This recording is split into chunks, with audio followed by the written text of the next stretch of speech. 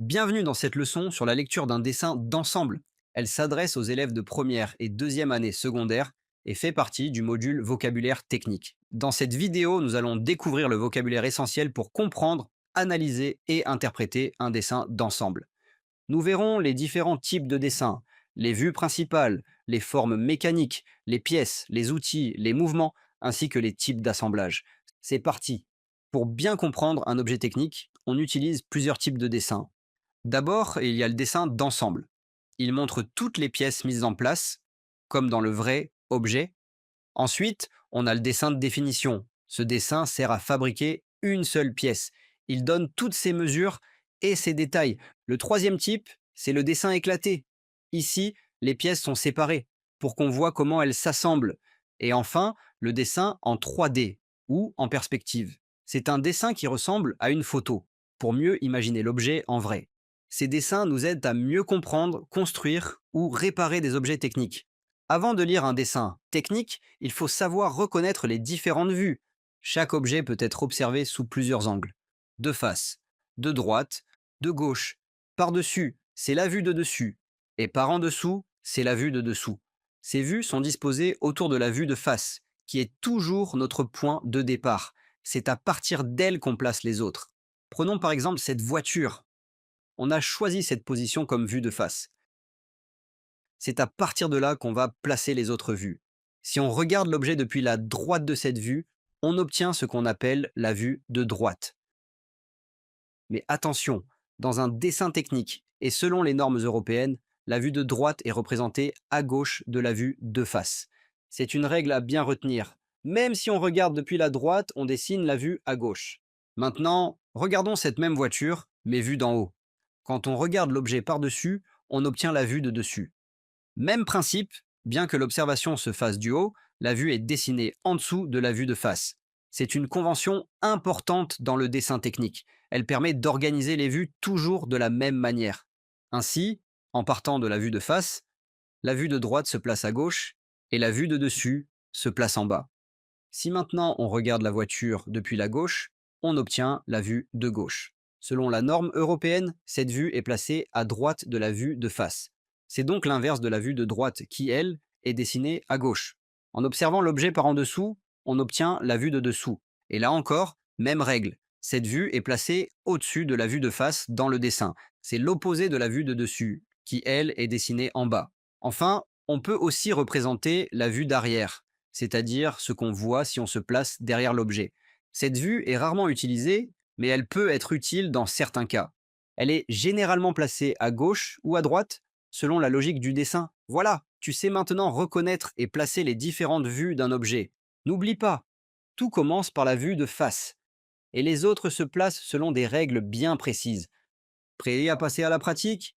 Allez, on s'exerce. Commençons par une application simple pour mettre en pratique ce que nous avons appris. Voici trois vues d'un dessin de définition. Dans chaque exemple, on commence toujours par chercher la vue de face. Ensuite, on identifie les autres vues en se basant sur leur position par rapport à la vue de face. On se rappelle que, selon la norme européenne, la vue de face est toujours placée au centre entre les autres vues. Ici, la vue numéro 1 est bien placée au milieu. C'est donc la vue de face. Juste à droite, on a la vue numéro 3. Elle est donc à gauche de la vue de face dans la réalité, ce qui signifie que c'est la vue de gauche.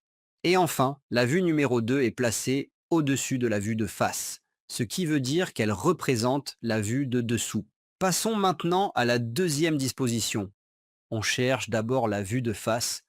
Ici, la vue numéro 4 est placée entre les autres vues. C'est donc la vue de face. La vue numéro 1 correspond alors à la vue de dessous. La vue numéro 3 représente la vue de dessus. Et enfin, on a la vue numéro 2, et donc la vue de droite. Voici maintenant la troisième disposition. Commençons comme toujours par la vue de face. Ici, la vue numéro 2 est placée au centre. C'est donc la vue de face. La vue numéro 1 qu'on la regarde depuis la gauche de l'objet. C'est donc la vue de gauche. Par la suite, la vue 3 correspond donc à la vue de dessus. On résume 2 vue de face, 1 vue de gauche, 3 vue de dessus. Revenons maintenant à notre exercice de départ pour appliquer ce qu'on vient d'apprendre. En observant ce dessin, on reconnaît tout d'abord la vue de face placée au centre. La deuxième vue est la vue de droite. Et enfin, la troisième vue, placée en dessous, correspond à la vue de dessus.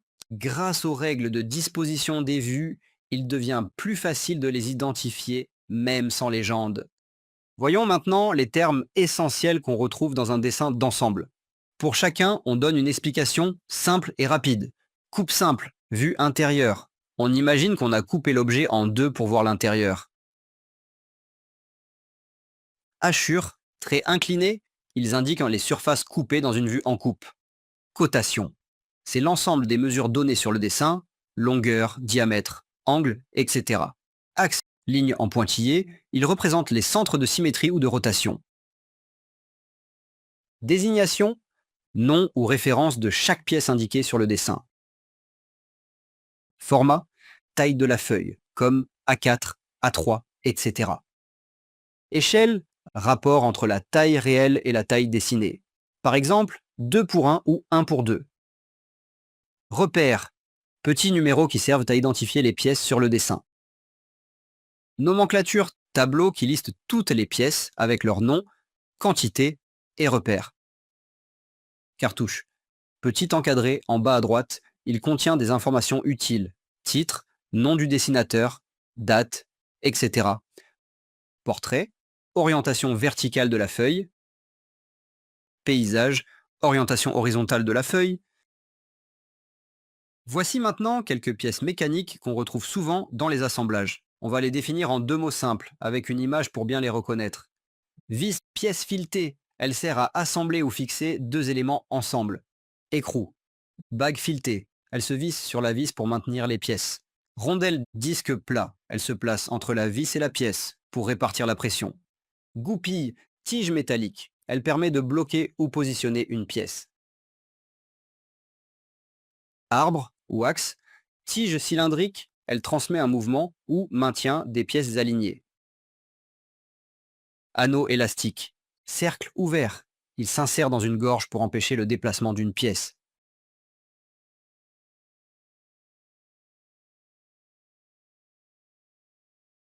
On passe maintenant aux formes mécaniques, c'est-à-dire des formes particulières que l'on retrouve sur les pièces. En voici quelques-unes avec une explication très simple. Rainure, petite fente longue, creusée dans une pièce pour guider ou positionner un élément. Filetage, spirale extérieure, qu'on trouve autour d'une vis pour permettre le vissage. Taraudage, filetage intérieur, c'est la spirale qu'on retrouve à l'intérieur d'un écrou ou d'un trou. Mais avant de continuer, rappelons ensemble la manière de dessiner un filetage normalisé. On a ici une vis dessinée selon deux vues incomplètes, et on nous demande de compléter ces vues. Tout d'abord, on trace le diamètre extérieur du filetage par un trait continu fort. Ensuite, à partir du trois quarts du cercle, on représente le filetage interne de la vis. Puis, enfin, un trait fort pour la fin du filetage. Passons maintenant à la représentation du taraudage. L'écrou est souvent représenté en vue de coupe. On commence par deux traits forts pour représenter le perçage, puis deux traits fins qui représentent le taraudage. Ensuite, on trace les hachures qui traversent les traits fins et s'arrêtent aux traits forts. Pour la vue de gauche, on commence par tracer un cercle en traits forts. Il représente le diamètre du trou taraudé. Ensuite, on ajoute trois quarts de cercle en traits fins pour dessiner le taraudage intérieur. Ce quart manquant, toujours en haut à droite, respecte la convention de dessin technique. Dans un assemblage vis-écrou, la règle est simple, c'est toujours la vis qui masque la représentation de l'écrou. Cette convention s'applique dans tous les cas, que le trou soit débouchant ou borgne. Elle permet de simplifier le dessin et de garantir une lecture claire et normalisée. Voyons maintenant quelques formes mécaniques courantes qu'on retrouve souvent dans les pièces techniques. Chanfrein, une surface inclinée pour faciliter l'assemblage. Gorge, une encoche circulaire souvent pour fixer un joint. Entaille, une découpe angulaire, typique des assemblages. Trou borgne, percé sans traverser complètement. Trou débouchant, percé de part en part. Trou fraisé, trou conique, pour noyer la tête d'une vis fraisée. Trou lamé, trou avec un épaulement cylindrique pour loger la tête d'une vis ou d'un boulon.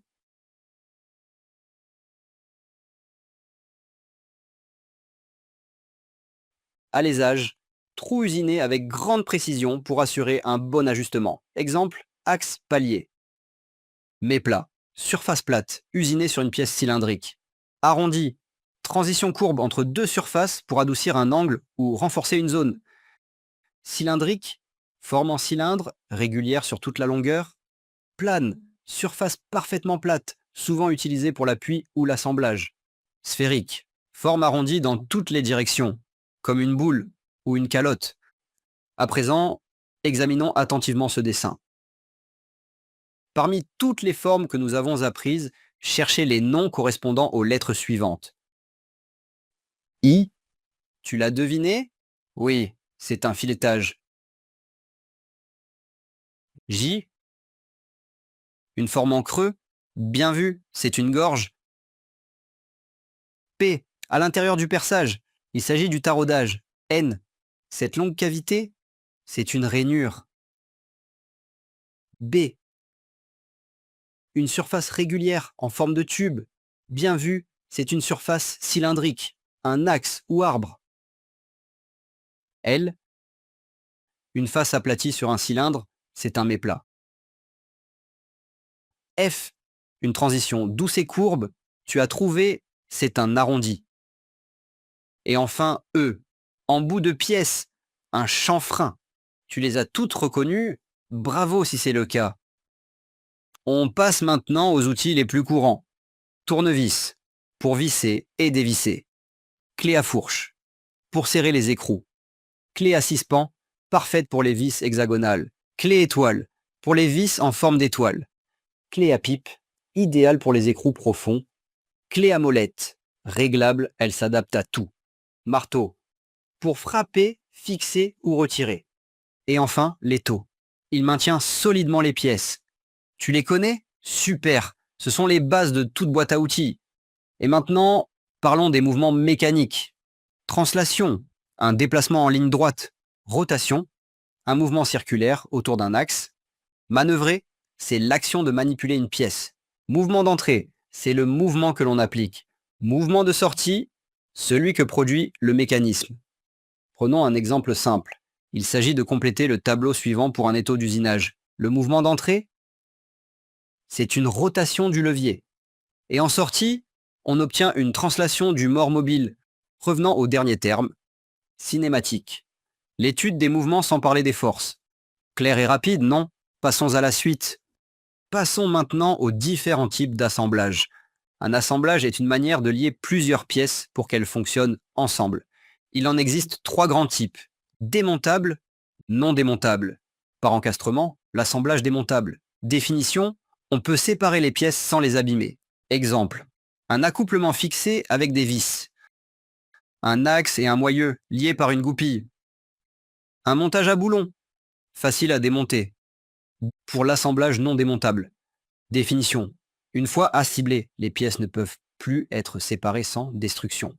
Exemple, collage avec de la colle forte ou chaude.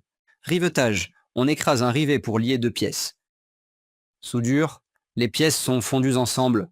Pour l'assemblage par encastrement, une pièce est insérée de force ou ajustée précisément dans une autre. Non visible dans les images ici, mais à connaître. Exemple courant, comme un roulement monté serré.